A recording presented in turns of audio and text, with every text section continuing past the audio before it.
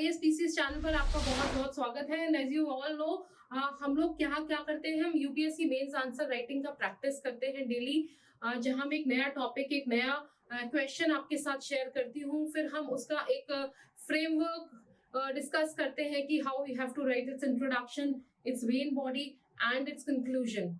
I try to give you insight into the topic, हम समझते हैं उस टॉपिक को।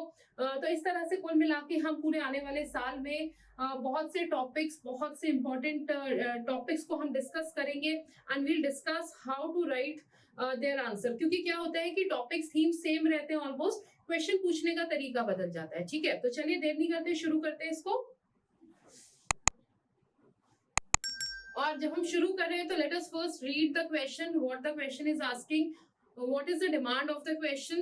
I have made a small video, if you have not seen, you can see in the playlist, where I have told you the various terms which are used in the question and how to deal with those different terms. यानी कि अगर कहीं discuss पूछा जा रहा है, कहीं इल्यूसिडेट पूछा जा रहा है, कहीं पूछा जा रहा है आपके खुद के व्यूज को पूछा जा रहा है, कहीं एक्सप्लेन पूछा है, तो अलग अलग टर्म्स का क्या क्या मीनिंग होता है and how you have to deal with those terms, वो सब मैंने उस वीडियो में डिस्कस किया था। अगर आपने नहीं किया है तो आप जाकर प्लेलिस्ट में उस वीडियो को चेक कर सकते हैं।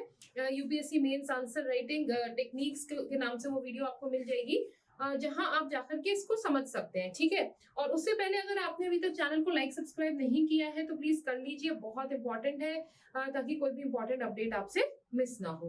वैसे आज हमें एथिक्स का क्वेश्चन डिस्कस करना था, लेकिन अभी क्योंकि ये क्वेश्चन भी बहुत इंपॉर्टेंट था, इसको मैं इसलिए यहाँ लेकर आई हूँ। आई ट्राई कि कल हम एथिक्स को डिस्कस करेंगे, मंडे हम लोग करेंगे एक हमारे एसे को। ठीक है, चलिए शुरू करते हैं।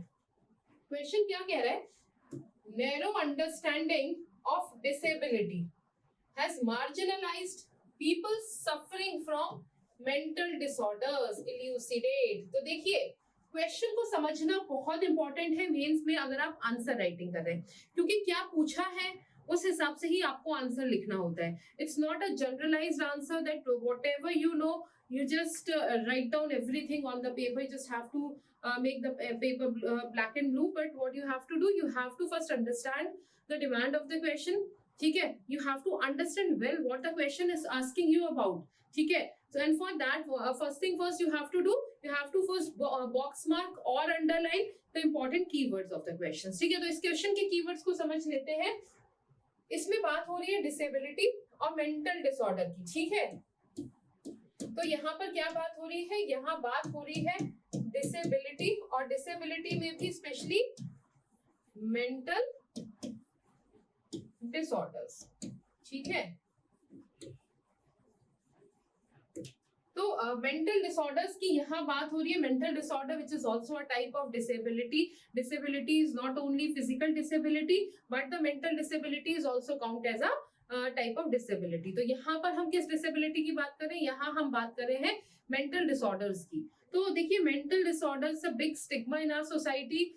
यूजुअली हमें कोई भी प्रॉब्लम होती है, किसी के इंसान को भी, इंक्लूडिंग मी माई सेल्फ, कोई भी प्रॉब्लम होती है, we easily decide to go and see the doctor. सिर में दर्द है, आंखों में दर्द है, और pain in any part of the body, we first thing first we say कि okay, I'll go and visit a doctor today.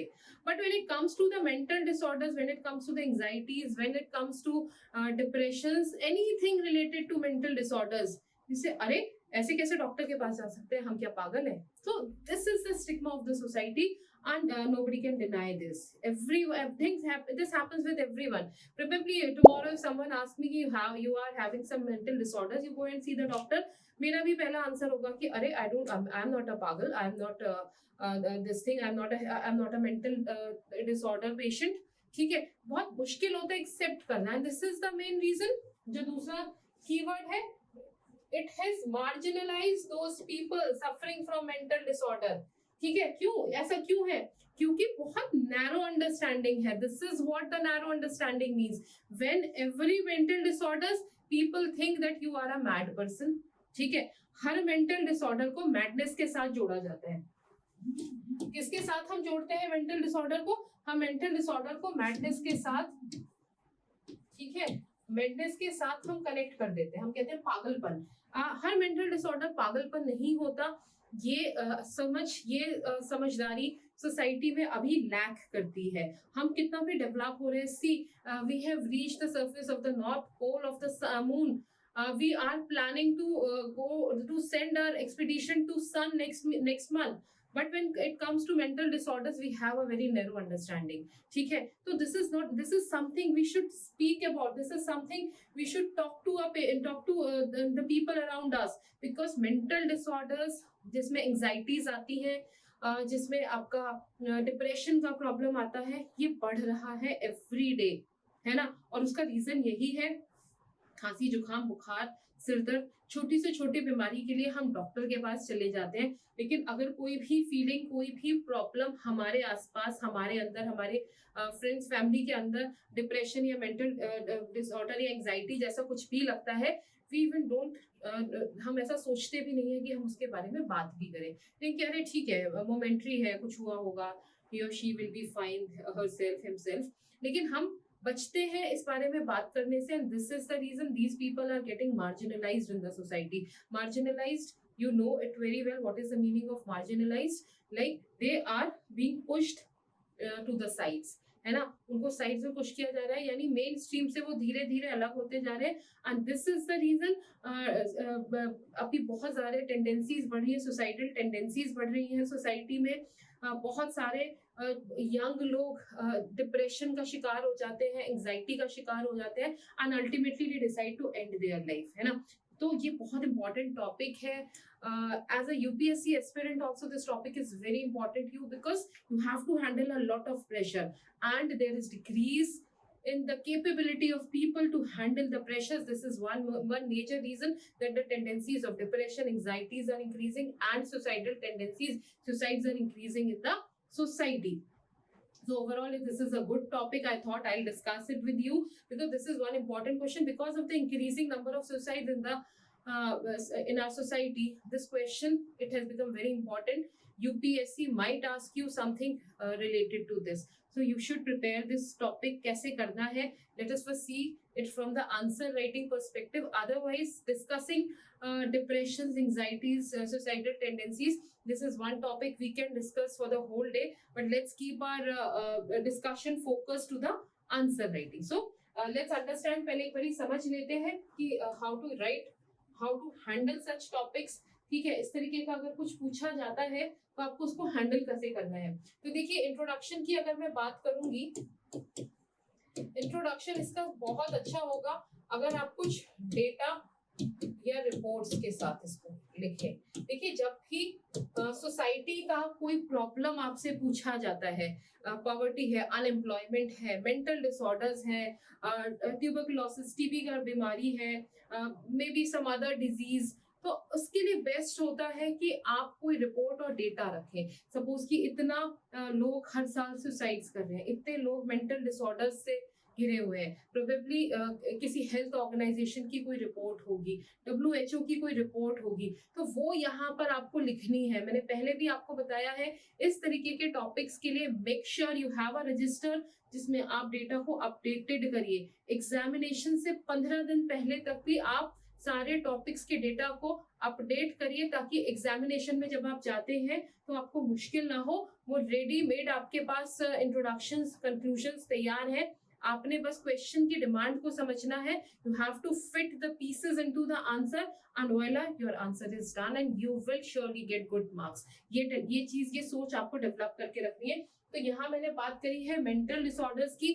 आज का आपका होमवर्क है कि आपको अपनी कॉपी में मेंटल डिसऑर्डर से रिलेटेड डेटा WHO के हैं, या फिर फैमिली हेल्थ सर्वे इंडिया में जो होता है उससे उसका है, या इंडिया की वर्ल्ड की कोई भी ऑर्गेनाइजेशन अगर इससे रिलेटेड कोई सर्वे कर रही है, कोई डेटा, कोई रिपोर्ट प्रोवाइड कर रही है, आपको वो सारी कंपाइल करके उस डेटा को आज अपने रजिस्टर में लिखना है। This is your homework. और देखिए, आप मेरी तरह से चलते जाइए, I can guarantee you answer writing इतना अच्छा हो जाएगा आपका कि आपको खुद अपने अंदर probably in a months time आप अपने अंदर बहुत अच्छा चेंजेस महसूस करेंगे। बट शर्त एक ही है कि आपको जो भी मैं टॉपिक बताती हूँ उससे रिलेटेड डेटा उसी दिन कंपाइल कर लेना है, और क्या करना है, आंसर को लिखना है। ठीक है, मैं बिल्कुल भूल जाती हूँ, अगर मैं देखती हूँ मैं पूछकर अपनी टीम से इसके वीडियो के साथ ही मैं एक ID आपको पिन करा दूंगी कि अगर आप चाहते हैं तो अपने आंसर्स लिखकर उस ईमेल आईडी पे मेरे को सेंड कर सकते हैं, I will give you my reviews, ठीक है। तो पर उसके लिए क्या करना है, प्रैक्टिस जरूर करते रहना है। चलिए, तो इसमें एल्यूसिडेट पूछा है ना। एल्यूसिडेट का क्या मतलब होता है, मतलब कि आप बताइए आपको क्या लगता है, क्या ये स्टेटमेंट सही है, क्या ये गलत है।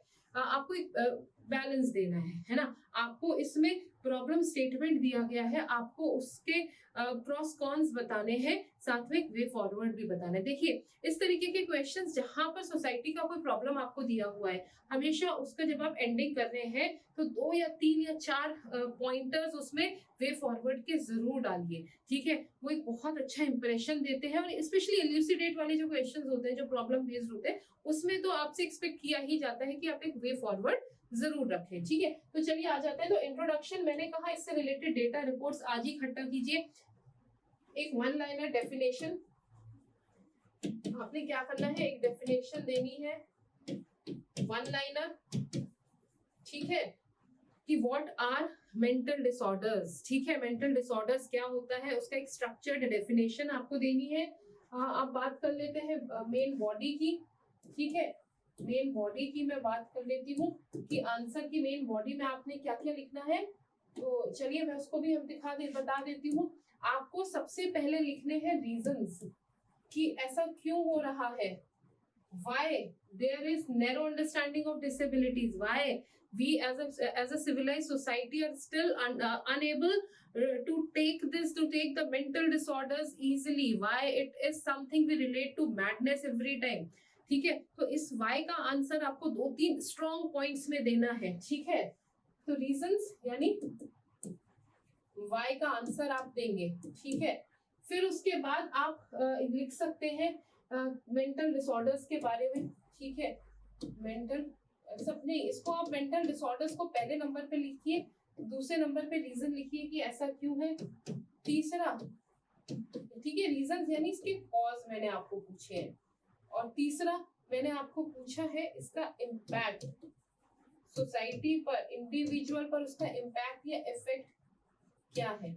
और फिर चौथे में आप एक वे फॉरवर्ड लिख सकते हैं, या फिर आप यहाँ पर एक और इम्पोर्टेंट चीज लिख सकते हैं। वो क्या लिख सकते हैं वे फॉरवर्ड से पहले, वो आप लिख सकते हैं गवर्नमेंट स्कीम्स के बारे में, है ना। जहाँ गवर्नमेंट ने मेंटल डिसऑर्डर्स को, कुछ ऐसी हेल्पलाइंस हैं, कुछ ऐसे एनजीओज हैं, ठीक है। गवर्नमेंट स्कीम्स की अगर मैं बात कर रही हूँ तो आप कुछ एनजीओ, कुछ हेल्पलाइन नंबर्स, इन सब के बारे में आप बता सकते हैं। जैसे मनोदर्पण, मुझे आज भी याद है, कोविड के टाइम पे गवर्नमेंट ने एक स्कीम, एक हेल्पलाइन नंबर दिया था मनोदर्पण, ताकि जो बच्चे, स्कूल के बच्चे, क्योंकि स्कूल बंद हो गया है, कुछ कोविड का टाइम था, एंजाइटीज थी, डिप्रेशंस की बहुत ज्यादा बढ़ रहा था, तो मनोदर्पण करके एक हेल्पलाइन नंबर गवर्नमेंट ने इशू किया था कि आप अगर ऐसी किसी भी समस्या से जूझ रहे हैं तो आप इस पे कांटेक्ट कर सकते हैं। बच्चों के लिए उसको यूज किया गया था, और भी इस तरीके के बहुत सी स्कीम्स हैं, अभी हम देख लेते हैं आगे हमारे आंसर में। पर स्ट्रक्चर यही रहने वाला है, ठीक है। क्या रहने वाला है स्ट्रक्चर, इंट्रोडक्शन, जिसमें 1 लाइनर डेफिनेशन होगी, सिर्फ 1 लाइनर डेफिनेशन, इससे ज्यादा नहीं करना, कुछ रिपोर्ट्स और डेटा, ठीक है। एक पॉइंट ये हो गया। दूसरे पॉइंट में मैंने आपसे बात करी क्वेश्चन की बॉडी, जिसमें आपको सबसे पहले बताना है कि मेंटल डिसऑर्डर्स क्या है, कितने तरीके के होते हैं, ठीक है। फिर उसके बाद आप लिख सकते हैं रीजंस, कि क्या रीजन है कि मेंटल डिसऑर्डर्स की नैरो अंडरस्टैंडिंग है सोसाइटी में, ठीक है। तीसरे नंबर पर आप आते हैं कि इस नैरो अंडरस्टैंडिंग की वजह से मेंटल डिसऑर्डर्स और एग्जेजरेट हो जाते हैं, और उसके इम्पैक्ट्स क्या है, ठीक है। चौथे में आप पहले कुछ गवर्नमेंट स्कीम्स, कुछ एनजीओ, कुछ हेल्पलाइन नंबर्स, इनके बारे में बता सकते हैं, ठीक है, शॉर्ट में। और फिर उसके बाद आप एक वे फॉरवर्ड लिखेंगे, and then you will conclude your answer with a closing statement. I hope the structure of the question, how you will have to handle such questions, ये आपको क्लियर हुआ होगा, ठीक है। अगर क्लियर हुआ है, पसंद आया है, तो चैनल को लाइक सब्सक्राइब करिए, और वीडियो को जरूर लाइक करिएगा, कमेंट करके बताइएगा कि आपको कैसा लग रहा है, ठीक है। चलिए, तो ये आप स्क्रीनशॉट ले लीजिए चाहे, और इस तरीके से ही आप आंसर को लिखिए, और इससे बेहतर तरीके से लिख सकते हैं। This is just a view, मैं आपको जो बताती हूँ वो एक आपको हेल्प करने के लिए है, वो ये नहीं है कि आपको सिर्फ यही लिखना है, आप मुझसे बहुत बेहतर लिख सकते हैं आंसर। ये रीजन है कि मैं पिन करा दूंगी, ईमेल आईडी आंसर लिखिए, मुझे भेजिए, ताकि मैं उसको अच्छे से लगेगा तो हम उसके लिए एक सेशन रखा करेंगे जहां मैं बेस्ट क्वेश्चंस को डिस्कस किया करूंगी।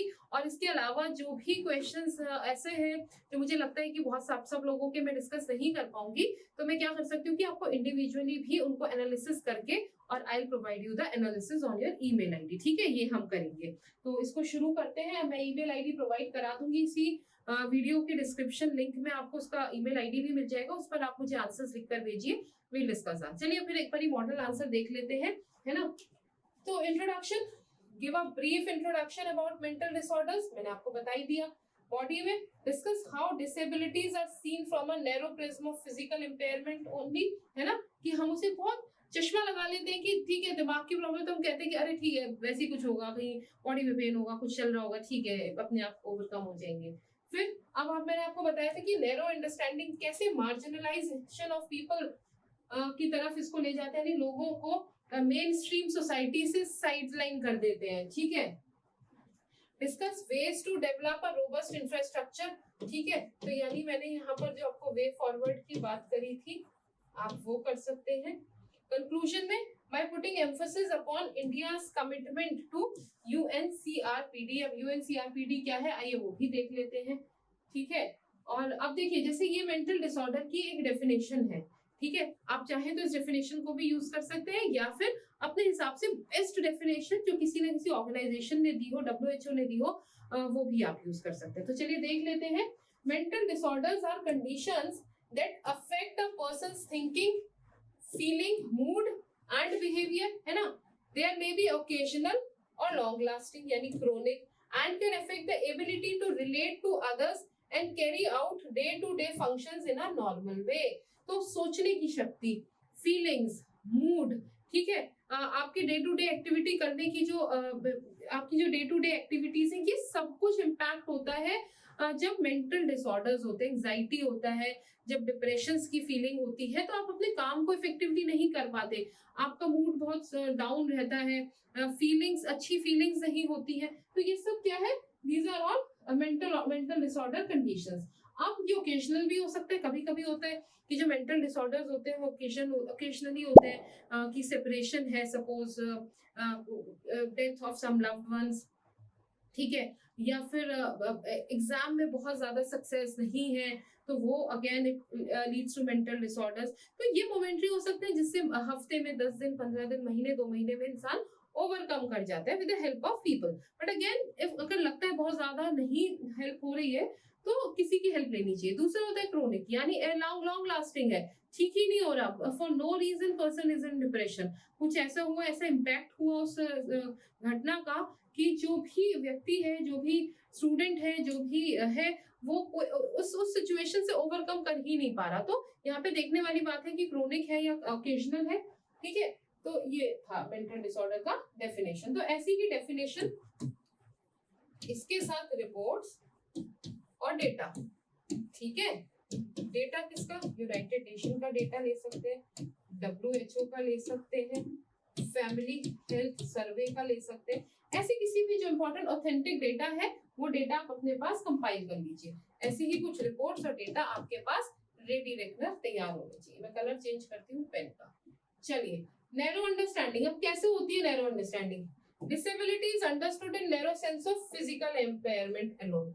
For example, a person with social anxiety, किसी को सोशल एंजाइटी है, person don't feel like going out, don't feel like mixing with people, stays inside his room, ठीक है, तो उसको वो क्या बोलते हैं, सोशल एंजाइटी है, वो जाता है लोगों के बीच तो he or she may feel excited, वो हैंडल नहीं कर पाता उस प्रेशर को, he or she suddenly starts feeling everybody is looking at me, see everybody is pointing out at me, no I'll not be able to speak in between so many people। तो ऐसी बहुत सी anxieties होती हैं which comes under social anxiety। लेकिन अगर किसी को है तो कहते हैं अरे ठीक है शर्माता है कोई बात नहीं, but we need to think over it कि सिर्फ शर्माना है या ये कुछ एंजाइटीज है जब you started feeling palpitations, you started your hands starting getting sweats.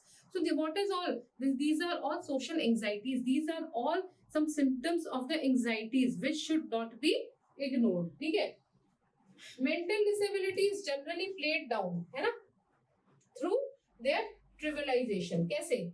Someone suffering from depression is criticized for lack of discipline or willpower. किसी को डिप्रेशन है लेकिन हम क्या करें, हम क्रिटिसाइज करें, अरे यार तेरे से तो हो ही नहीं रहा, करना ही नहीं चाहता, है ही नहीं, विल पावर ही नहीं है. अरे see it from this perspective. Might be that person wants to do that thing, but he or she might be suffering from some sort of depression or some sort of anxiety, and we are just forcing him or her कि you are not able to do this, you should do it. See, that person is doing, see your friend is able to do that, why you are not able to do that. तो ये क्या होता है, ट्रिविलाइजेशन होता है disorders का. हम नहीं समझते हैं कि पर्सन को कोई प्रॉब्लम भी हो सकती है, बिकॉज इसका कोई मापदंड नहीं है ना, इसके कोई पैरामीटर्स नहीं है डिप्रेशन और एंजाइटी के. लेकिन अगर जुकाम हुआ है, बुखार हुआ है, तो आप आराम से नक्शा, अच्छा ठीक है 100 से ऊपर फीवर है, नहीं अभी तो we can see the doctor. But the level of anxiety, level of depression, there is no thermometer in the world where you can put in the thermometer and can check how much depression that person is suffering from.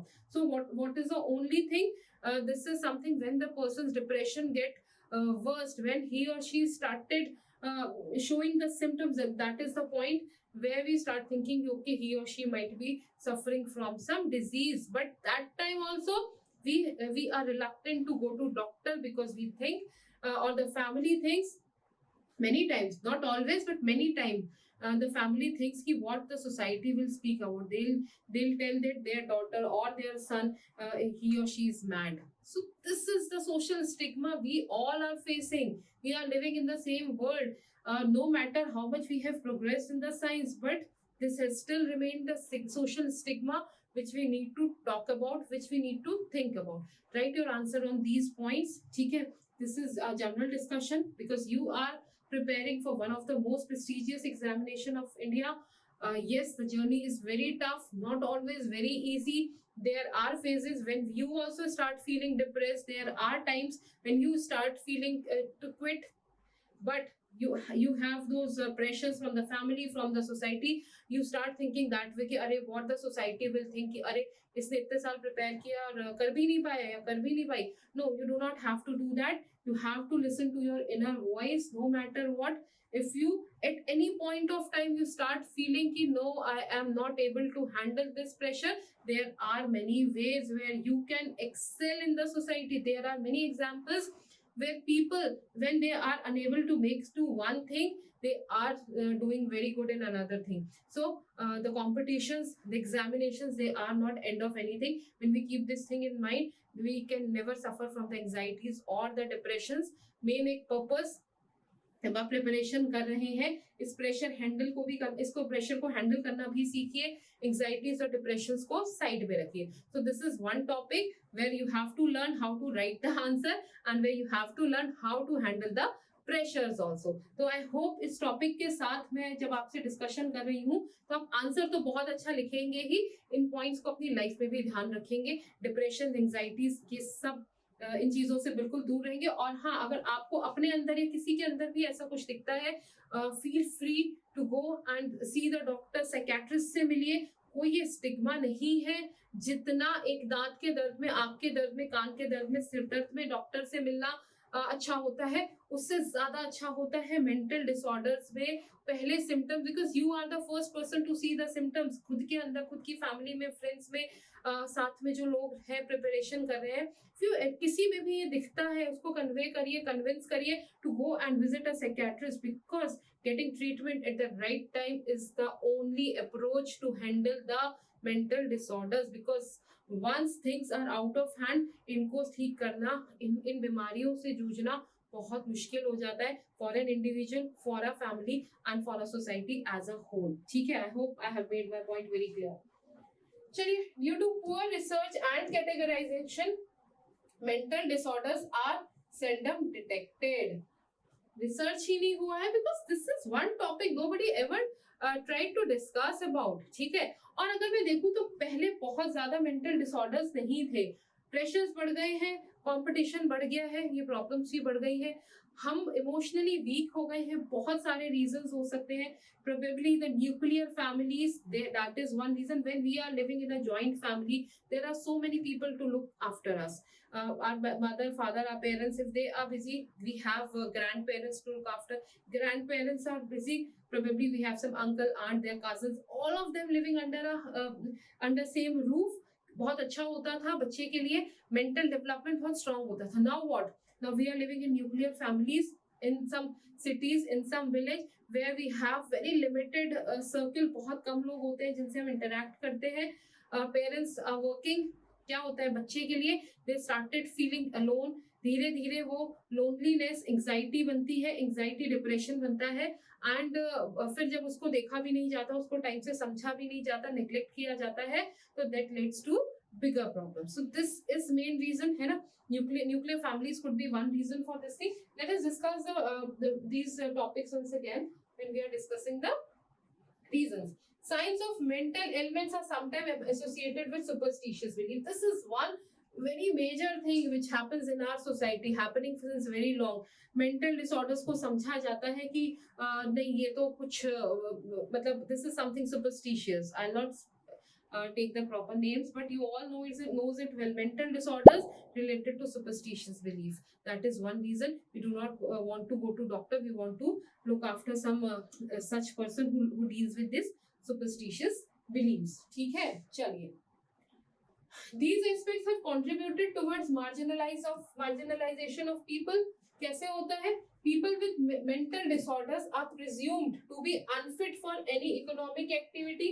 ठीक है. For example, despite provisions for reservations, the participation in public jobs is limited. ठीक है. तो क्या होता है कि जिन्हें मेंटल डिसऑर्डर होता है उनको लोग नौकरी नहीं देते हैं, है ना, इकोनॉमिक एक्टिविटीज में इन्वॉल्वमेंट नहीं होता है. मेंटल डिसऑर्डर को स्टिग्मा माना जाता है और सेल्डम इसको बोला भी कम, बताया भी कम जाता है. फियर ऑफ ऑस्ट्रिसाइजेशन, यानी लोग क्या कहेंगे, भैया बताओ मत, किसी को पता ना चले कि घर में किसी को मेंटल डिसऑर्डर है. लोग बोलेंगे इनके घर में तो पागल है, शायद इनकी फैमिली में कुछ होगा, फैमिली लीनिएज में प्रॉब्लम होगी. तो इस सब की वजह से क्या होता है कि इसको छुपाया जाता है. ठीक है, आप सभी जानते हैं. For example, parents either live in denial or hide the mental illness of children. ठीक है. In the absence of properly trained staff, the mental and psychological patients are either treated as an ad hoc basis or become a liability to parents and relatives. ठीक है, तो ये सब points भी आप cover कर सकते हैं. Fourth, government initiatives inadvertently leave out mental and psychological patients. ठीक है. क्या होता है कि मेंटल डिसऑर्डर्स के लिए, अब तो फिर भी हम बात कर रहे हैं कोविड के टाइम से, लेकिन उससे पहले गवर्नमेंट की भी कोई स्कीम्स, कोई कैंपेन्स कुछ भी नहीं होते थे to make awareness in the society. क्योंकि जब गवर्नमेंट लेवल पर, जब हम बड़े लेवल पर, हम टीवीज पर, हम बड़े प्लेटफॉर्म से when we speak about the mental disorders, people get that courage to come up and speak about them. क्या होता है, जब कोई बात ही नहीं कर रहा, कहीं कुछ हो ही नहीं रहा, तो हम उसे क्या मानते हैं, स्टिग्मा मानते हैं कि ठीक है ये तो शायद बीमारी नहीं है, ये तो कुछ पागलपन है, ये कुछ सुपरस्टिशियस बिलीफ्स उसके साथ जोड़ दिए जाते हैं. तो बहुत जरूरी है कि गवर्नमेंट की तरफ से ऐसे कैंपेन्स, ऐसी स्कीम्स लेकर आए जाए जहां बड़े प्लेटफॉर्म्स पर, टेलीविजन्स पर या और भी जो इस तरीके के प्लेटफॉर्म्स है वहां पर मेंटल डिसऑर्डर्स से रिलेटेड चीजों को डिस्कस किया जाए. ठीक है, चलिए. The patients are viewed as a danger to society. ये भी एक प्रॉब्लम है. A person suffering from bipolar disorder may find it difficult to gain social acceptance. ठीक है. तो आप यहाँ पर, मैंने जैसे आपको बताया था, आप टाइप्स भी कर लीजिए. जैसे एक हम यहाँ पर पढ़ रहे हैं bipolar disorders. ठीक है. bipolar disorders means जहाँ एक ही इंसान अपने को दो अलग अलग सिचुएशन में अलग अलग तरह से डील करता है. अभी नॉर्मल है, थोड़ी देर बाद उसको हेलुसिनेशंस होंगे. Hallucinations is one another mental disorders when he start believing in something which actually is not there. ठीक है. ऐसे बहुत से डिसऑर्डर्स के तरीके हैं, बहुत सारे टाइप्स हैं. एंजाइटी, डिप्रेशन है जस्ट आप कह सकते हैं कि ये मेंटल डिसऑर्डर्स के सिम्टम्स हैं. ठीक है, चलिए. मेजर रीजंस कुछ और होते हैं. Mentally challenged suffer from a double whammy during the time of crisis as seen during the जब कोविड-19 पेंडेमिक हुआ था, उस टाइम पर भी देखा गया था कि वहम होता है लोगों को, है ना, जो एक्चुअल जिसकी मैं बात अभी कर रही थी कि एक्चुअल में नहीं है, लेकिन they start believing in something which actually is not there. ठीक है, तो चलिए ये हमने देख लिया है। फिर उसके बाद देख लेते हैं in order to create inclusive and robust ecosystem. तो ये आपका कुछ वे फॉरवर्ड दिया हुआ है। Rights of PW act 2016 and Mental Health Act should include provisions for categorization of mental and psychological disorders. Existing provisions should be implemented steadfastly. जैसे recently the Patna High Court expressed displeasure over poor implementation of Mental Health Care Act 2017. तो जब Mental Health Care Act आया तो था 2017 में, लेकिन उसका implementation बहुत अच्छे से नहीं हुआ है। Awareness campaigns होने चाहिए, development of human and infrastructure resources होना चाहिए। जैसे नेशनल हेल्थ पॉलिसी है उसमें बजट देना चाहिए मेंटल डिसऑर्डर्स को भी। मतलब जो बात मैं आपसे कह रही थी कि एक बड़े प्लेटफॉर्म पे गवर्नमेंट की तरफ से डिस्कशंस होने चाहिए। जब हम हेल्थ सर्वे हेल्थ स्कीम्स बना रहे हैं तो मेंटल डिसऑर्डर्स के लिए उसमें बजट होना चाहिए, उस पर स्कीम्स होना चाहिए। तो कंक्लूजन में हम कह सकते हैं फॉर्मर प्रेसिडेंट रामनाथ कोविंद जो थे उन्होंने एक ऑब्जर्वेशन की थी, इंडिया में be facing a mental health pandemic, ठीक है, should be taken on a serious note and adequate steps should be taken for addressing the shortcoming. This also becomes an imperative as India is signatory to UNCRPD। इसका full form आप मुझे बताएंगे, search करिए क्या है United nation CRPD, इसके बारे में सर्च करेंगे आज आप। डेटा भी यहाँ से आपको मिल जाएगा, रेडीमेड नहीं दूंगी, मैंने बहुत अच्छे से आपको स्ट्रक्चरिंग बताई है। देखिए कंक्लूजन इस तरह से भी कर सकते हैं कि अगर कोई बड़ी पर्सनालिटी है उन्होंने इस बारे में अगर कुछ बोला है तो ये भी एक तरीका है, इसको भी कंक्लूजन को भी रेडीमेड तैयार करके रखिए। इस तरीके की अगर कुछ कोट्स है उसको अपने पास रखिए और यूज कर सकते हैं इस तरह से। ठीक है, तो ये था आज का डिस्कशन जहां पर हमने एक टॉपिक लिया था। अदरवाइज भी वो टॉपिक बहुत इंपॉर्टेंट था आपके लिए, और वैसे भी यूपीएससी के मेंस आंसर राइटिंग के हिसाब से भी ये टॉपिक बहुत इंपॉर्टेंट है। आई होप आपको ये सेशन अच्छा लगा होगा। अगर पसंद आया है मुझे कमेंट करके आप जरूर बताइएगा आपको कैसा लगा। चैनल को लाइक सब्सक्राइब करते रहिए, और मैं आपको देती हूँ ईमेल आईडी जहां पर आप मेरे को अपने आंसर्स लिखकर भेज सकते हैं। बेस्ट आंसर को मैं क्लास में डिस्कस करूंगी, और जो भी आपके मुझे ऐसा लगता होगा कि आपको जो इम्प्रूवमेंट की जरूरत है, अगर मुझ पर टाइम रहेगा किसी दिन तो मैं सारे ही क्वेश्चंस को ले लूंगी, एक एक करके हम बता सकते हैं, या फिर मैं आपकी ईमेल आईडी पर आपके आंसर को रिव्यू करके इवैल्यूएट करके वापस भेज दूंगी। ठीक है, तो चलिए इतना ही था आज की क्लास में। Thank you so much for watching this session. Keep learning, keep updating me, keep sending me your suggestions. Thank you so much.